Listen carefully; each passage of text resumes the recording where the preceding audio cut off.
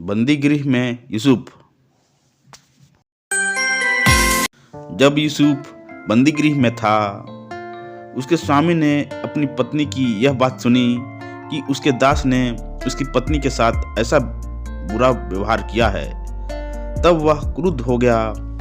यूसुफ के स्वामी ने उसे पकड़वा कर बंदीगृह में डलवा दिया, जहाँ राजा के बंदी कैदी थे।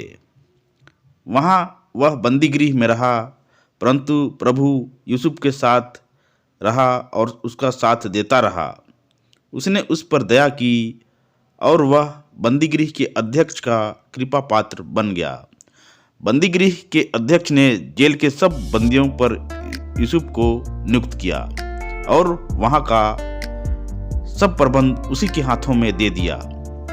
बंदीगृह के अध्यक्ष को अब इस बात की आवश्यकता नहीं रही कि वह यूसुफ के हाथों में सौंपे हुए किसी काम की परवाह करे, क्योंकि प्रभु उसके साथ था और वह जो कुछ करता था प्रभु उसमें उसे सफलता देता था। इन घटनाओं के कुछ समय बाद मिस्र के राजा के साकी और रसोइये दोनों ने अपने स्वामी मिस्र के राजा के विरुद्ध अपराध किया।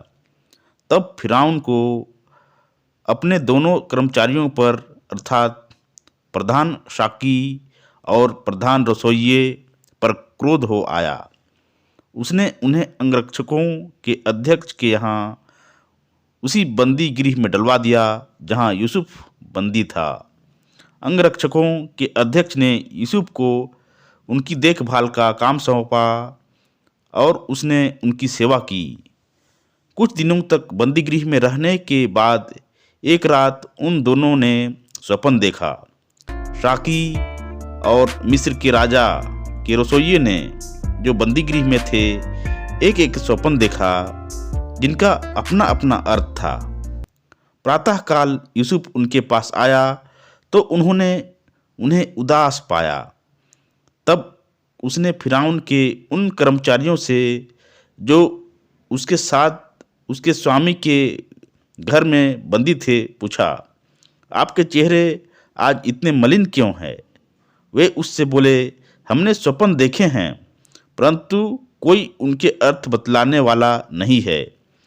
इस पर यूसुफ ने उनसे कहा, तो अर्थ समझाना क्या ईश्वर का काम नहीं है? मुझे अपने अपने स्वप्न बताइए। तब प्रधान साकी यूसुफ को अपना स्वप्न बताते हुए कहने लगा, मैंने स्वप्न में अपने सामने अंगूर की एक लता देखी। अंगूर की उस लता में 3 शाखाएं थी। वे फूटने लगीं और साथ साथ उनमें बौड़ियां भी निकल आईं। तब गुच्छों में अंगूर पकने लगे। मेरे हाथ में फिरौन का प्याला था। फिर अंगूरों को लेकर मैंने उसका रस फिरौन के प्याले में निचोड़ दिया और प्याले को फिरौन के हाथों में दे दिया। यूसुफ ने उससे कहा, इसका अर्थ यह है कि वे 3 शाखाएं 3 दिन हैं। 3 दिन बाद फिरौन आपका मस्तक ऊंचा करेंगे और आपको आपके पूर्व पद पर फिर से नियुक्त करेंगे। तब आप पहले की तरह जब आप उनके साकी थे उनके हाथों में प्याला दिया करेंगे। जब आपका भला हो जाए तो मुझे याद कीजिए। मुझ पर कृपा कर फिरौन के सामने मेरे लिए निवेदन कीजिए, जिससे मैं इस बंदीगृह से मुक्त किया जाऊं। इब्रानियों के देश में मैं यहाँ दास बनाकर लाया गया हूँ और मैंने कोई ऐसा कुकर्म नहीं किया जिसके कारण मैं बंदीगृह में डाला जाता। प्रधान रसोइये ने जब देखा कि यूसुफ द्वारा बताया हुआ स्वप्न का फल शुभ है, तो वह भी उससे कहने लगा, मैंने स्वप्न में देखा कि मिठाई से भरी 3 टोकरियां मेरे सिर पर रखी हैं। सबसे ऊपर की टोकरी में फिरौन के लिए सब प्रकार के पकवान है, परंतु पक्षी मेरे सिर पर की टोकरी में उन्हें खा रहे हैं। इस पर यूसुफ ने उससे कहा, इसका अर्थ है ये 3 टोकरियाँ 3 दिन हैं।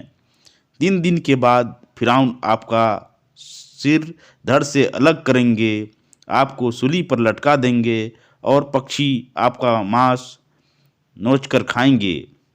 तीसरे दिन फिरौन का जन्म दिवस था। उसने अपने सब दरबारियों को दावत दी। तब उसने अपने सेवकों के सामने प्रधान साकी और प्रधान रसोइयों को प्रस्तुत किया। प्रधान साकी को तो उसने अपने पूर्व के पद पर फिर नियुक्त किया, जिससे वह फिरौन को फिर प्याला प्रदान करता रहे, किंतु उसने प्रधान रसोइयों को फांसी दिलवा दी। ठीक उसी प्रकार जिस प्रकार यूसुफ ने सपन का अर्थ बताते हुए उनसे कहा था, प्रधान साकी को यूसुफ का ध्यान नहीं रहा। वह इस घटना को भूल चुका था।